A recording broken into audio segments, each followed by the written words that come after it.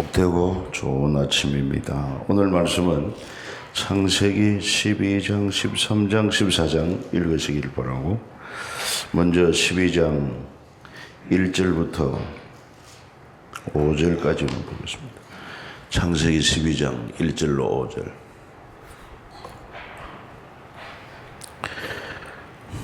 여호와께서 아브라함에게 이르시되 너는 너의 고향과 친척과 아버지 집을 떠나 내가 네게 보여줄 땅으로 가라.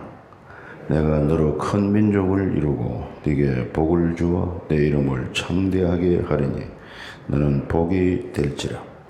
너를 축복하는 자에게는 내가 복을 내리고 너를 저주하는 자에게는 내가 저주하리니 땅의 모든 족속이 너로 말미암아 복을 얻을 것이라 하시니라. 이에 아브라함이 여호와의 말씀을 따라 갔고 롯도 그와 함께 갔으며 아브라함이 하란을 떠날 때 75세였더라. 아브라함이 그의 아내 사레와 조카 롯과 하란에서 모은 모든 소유와 얻은 사람들을 이끌고 가나안 땅으로 가려고 떠나서 마침내 가나안 땅에 들어갔더라. 아멘. 우리는 어제 말씀에서 안타까운 그런 내용들을 보게 되었습니다. 노아 홍수 심판이 일어난 후에 한 200년쯤 지나서 또 이 노아의 후손 가운데 니무롯이라는 자가 일어나가지고 바벨탑을 쌓고 그리고는 하늘 꼭대기까지 쌓아서 홍수 심판도 면하고 그리고는 우리 이름을 내자.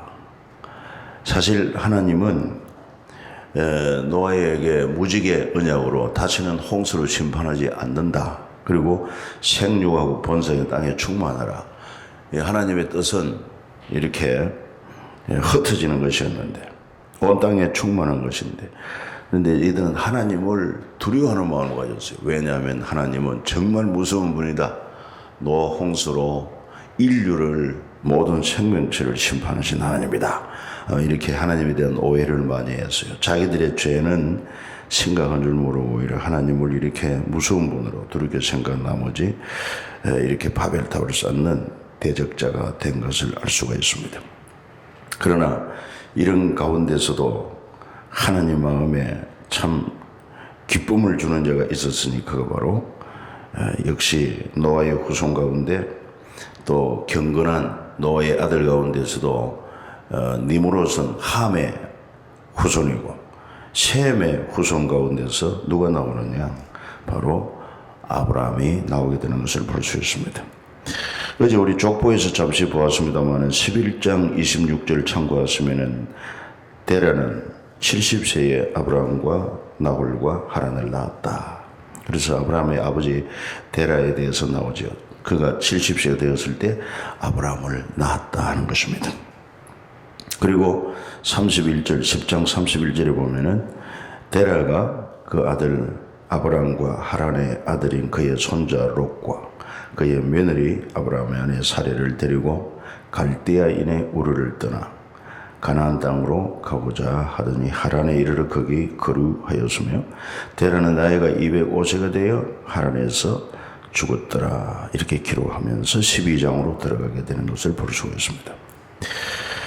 그래서 원래 이 아브라함의 고향은 우리가 흔히 갈대아 우르라고 이제 이야기하지 않습니까? 그런 갈대아 우르에서 1차적으로 가나안 땅을 가려고 하는 그런 마음을 가졌고 도중에 그 아비그는 하란에서 머물고 있게 되었습니다. 그래서 하나님께서 이 아브라함을 부를 때는 바로 하란에 있을 때 아브라함을 불렀다 하는 것을 알 수 있습니다. 12장 1절에 어떻게 부릅니까? 여호와께서 아브라함에게 이르시되 너는 너의 고향과 친척과 아버지 집을 떠나 내가 네게 보여줄 땅으로 가라. 내가 너로 큰 민족을 이루고 네게 복을 주어 내 이름을 창대하게 하리니 너는 복이 될지라 말씀하고 있습니다.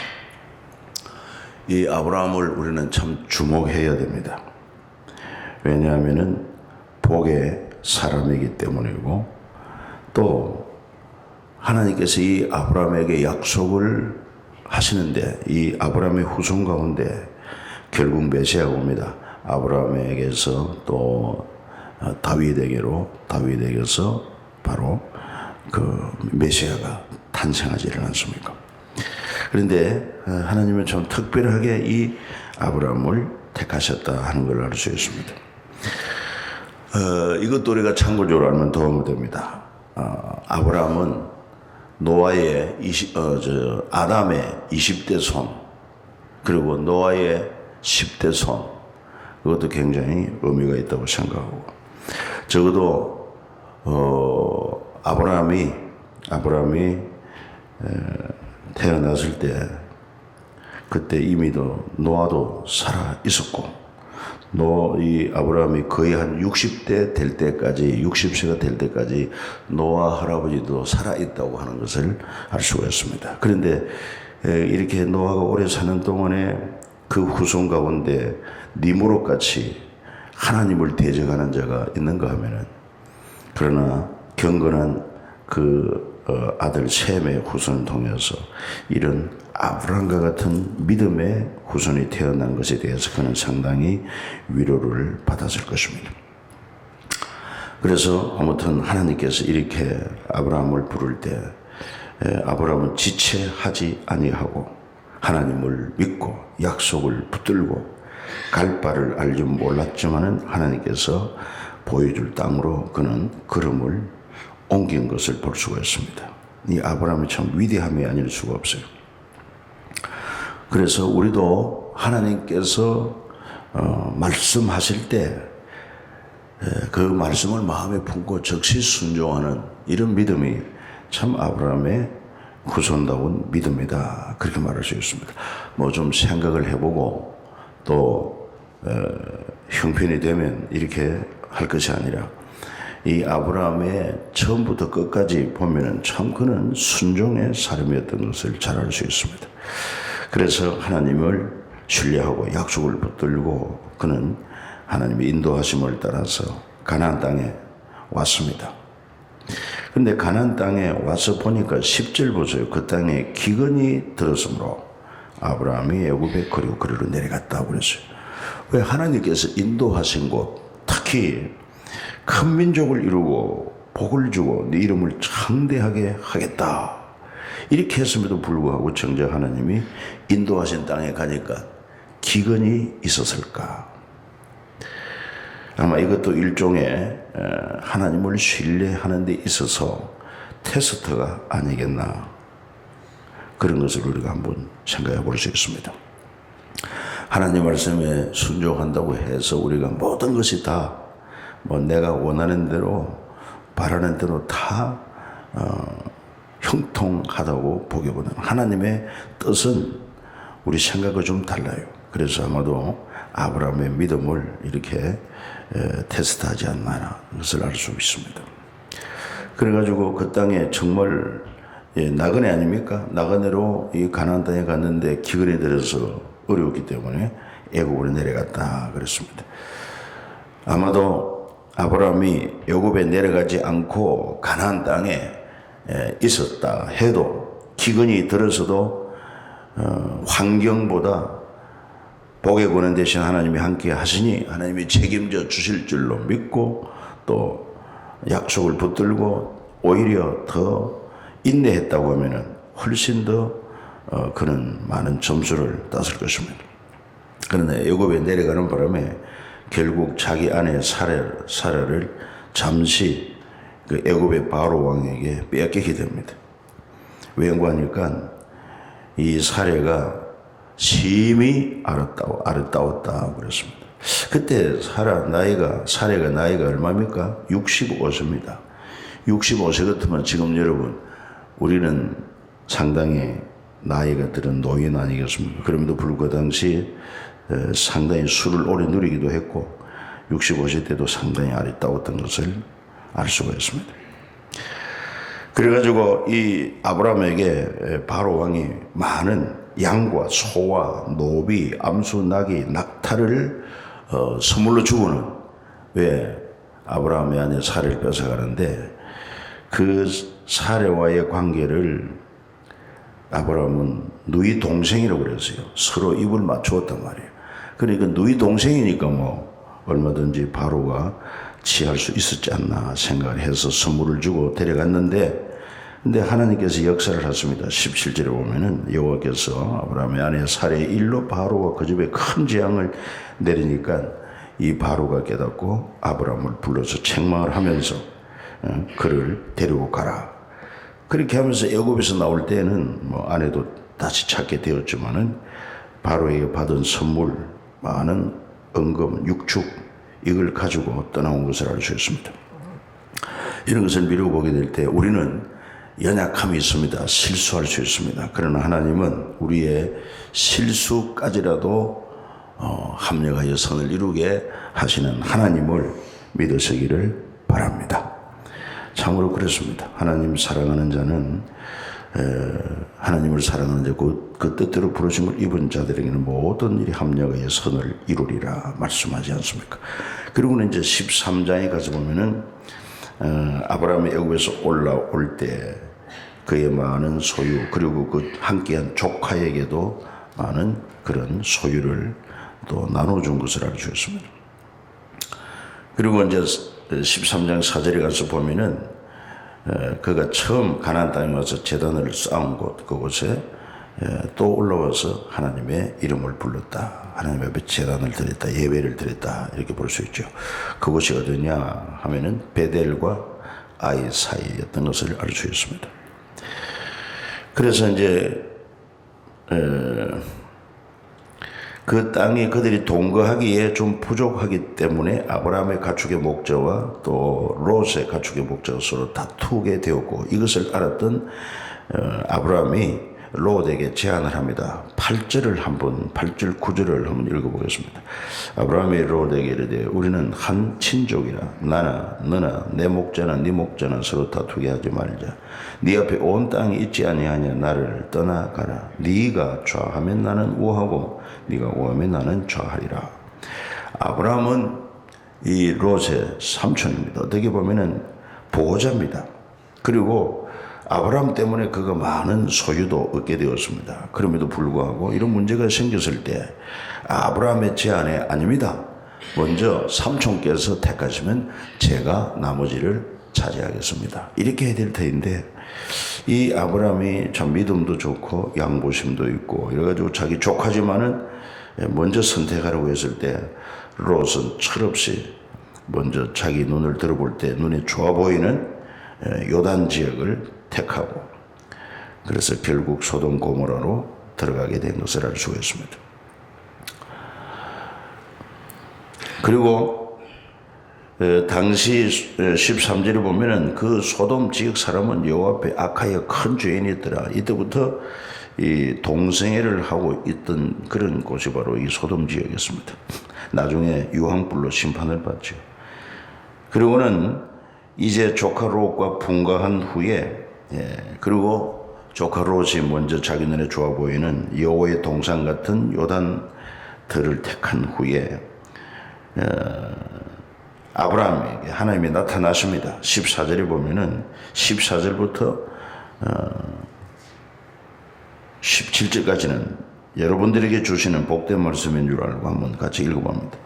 롯이 아브라함을 떠난 후 여호와께서 아브라함에게 이르시되 너는 눈을 들어 너 있는 곳에서 북쪽과 남쪽 그리고 동쪽과 서쪽을 바라보라. 보이는 땅을 내가 너와 네 자손에게 주리니 영원히 이르리라. 네가 네 자손이 땅에 티끌 같게 하리니 사람이 땅에 티끌을 능히 셀 수 있을진데 네 자손도 세리라. 너는 일어나 그 땅을 종과 행으로 두루 다녀보라. 내가 그것을 네게 주리라. 아멘. 그래서 아브라함이 장막을 옮겨 헤브론에 있는 마므레 상수리 수풀에 거주하게 됩니다. 그곳에서 또한 아브라함은 하나님 앞에 제단을 쌓았더라. 그래서 아브라함은 가는 곳마다 이렇게 예배를 드리는 제단을 쌓은 것이 그 신앙의 중심이고, 우리는 여기서도 알 수 있는 것은 아브라함은 그의 눈에 보이는 어떤 세상에 있는 것에 큰 욕심을 두지 않았습니다. 하나님 중심, 언제나 말씀 중심을 택하였고, 그래서 하나님이 함께 하시고 그의 분깃이 되어 주심으로 아브라함은 참으로 부족함이 없는 그런 복된 자가 된 것입니다. 인간 스스로 롯은 자기 눈에 좋아 보이는 요단들을 택하고 소돔 땅으로 갔지만 그 당시에는 아직 하나님의 심판이 임하기 전이라서 상당히 번창하고 좋아 보였습니다만은 그런데 결국 그곳은 유황불로 심판을 받을 수밖에 없는 죄악된 세상이었다. 여러분 오늘 우리도 마찬가지입니다. 이 땅에 살면서 세상에 있는 것을 부러워해서는 안 됩니다. 우리 믿음의 사람들은 복이 오는 대신 하나님 그분을 참으로 경외하고 사랑하고 섬기며 그분의 약속의 말씀을 믿고 또 순종하고 사는 삶이 이것이 진정한 복인 줄 알고 믿음으로 사시기를 축복합니다. 그리고 이제 14장에 가면은 사건이 벌어집니다. 그게 뭐냐 하면은 이제 소돔 땅으로 간 그곳에 이 그돌라오멜과 함께한 4대 그 당시는 이제 부족 국가이기 때문에 그 부족 국가 내 부족 국가의 왕들이 합해가지고 이 소돔 또 고모라 뭐 아도마 스보이 위 지역을 침략한 것입니다. 그래가지고 롯도 잡혀가고 재물도 다 뺏긴 것입니다. 큰 위기에 처한 거죠. 그때 13절에 가서 보면 14장 13절에 도망한 자가 와서 히브리 사람 아브라함에게 알리니 그때 아브라함이 아모리 족속 마므레 상수리 숯불 근처에 거주하였더라. 마므레는 에스골의 형제요 아넬의 형제라. 이들은 아브라함과 동맹한 사람이더라. 잠시 여기서 한번 지도를 한번 보면은 도움이 되겠습니다. 잘 보일지 모르겠습니다만은 지금 여기에 사해 아닙니까? 사해 아래 보면은 소돔, 뭐 고모라, 아드마, 스보임, 소알 이런 5 성읍의 부족 국가 왕들이 있었는데 이 그돌라오메르라든지 이 지역에 또 부족 국가 왕들이 연합해가지고 이쪽으로 쳐들어왔어요. 그래가지고 이겨가지고 이제 사람도 다 붙잡아가고 재물도 약탈해가고 그랬어요.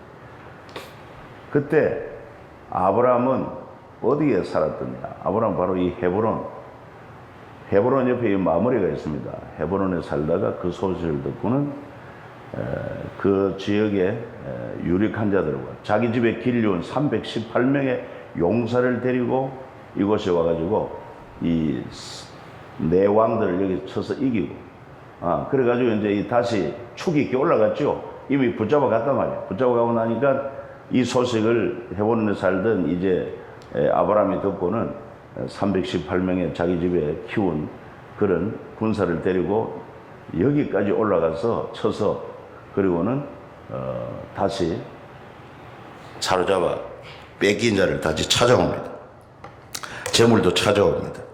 그때 이 17절에 가서 보면은 아브라함이 그돌라오멜과 함께 한 왕들을 쳐부수고 돌아올 때 소돔 왕의 사의 골짜기 곧 왕의 골짜기로 와서 아브라함을 영접합니다. 또 그때 누가 나왔느냐? 살렘 왕 멜기세덱이 떡과 포도주를 가지고 나왔으니 그는 지극히 높으신 하나님의 제사장이었더라. 이렇게 소개하고 있습니다. 그러면서 그 멜기세덱이 아브라함에게 축복합니다. 어떻게 축복합니까? 19절을 보면은 그 아브라함에게 축복하 이르되 천지의 주제시요 지극히 높으신 하나님이요 아브라함에게 복을 주옵소서. 너희 대적을 네 손에 붙이신 지극히 높으신 하나님을 찬송할지로다. 이렇게 그 멜기세덱이 아브라함에게 축복을 하니까 아브라함이 그 얻은 것에서 10분의 1을 멜기세덱에게 주었더라. 아마 그림에도 나옵니다만은 여기서 바로 최초 11조가 나오게 된 것을 알 수가 있습니다. 그리고 멜기세덱이라는 인물도 여기서 등장하게 되는데 그때 소돔 왕이 아브라함에게 제안을 합니다. 자, 그놈 뺏겼던 사람 다시 찾아왔으니까 참 감사하니까 사람들만 내 백성들만 내게 돌려주고 거기서 취한 모든 재물은 당신이 가지시오. 아브라함에게 제안했을 때 아브라함이 뭐라고 말합니까? 22절 23절 아브라함이 소돔 왕에게 이르되 천지의 주제시오 지극히 높으신 하나님이여 여호와께 내가 손을 들어 맹세하노니 네 말이 내가 아브라함으로 치부하게 했다 할까에 네 속한 것은 실한 오락이나 들매끈 한 가닥도 내가 가지지 아니하리라. 오직 젊은이들이 먹은 것과 나의 동행한 아넬 에스골 마무리에 분깃을 지을지니 그들이 그 분깃을 가질 것이다. 이렇게 함으로 참으로 그 재물에 욕심이 없어요. 욕심이 없고, 만약에 소돔 왕이 그에게 재물을 주었으면은 소돔 왕이 말하기를 내가 아브라함을 부자되게 했다, 그렇게 하지 않겠습니까?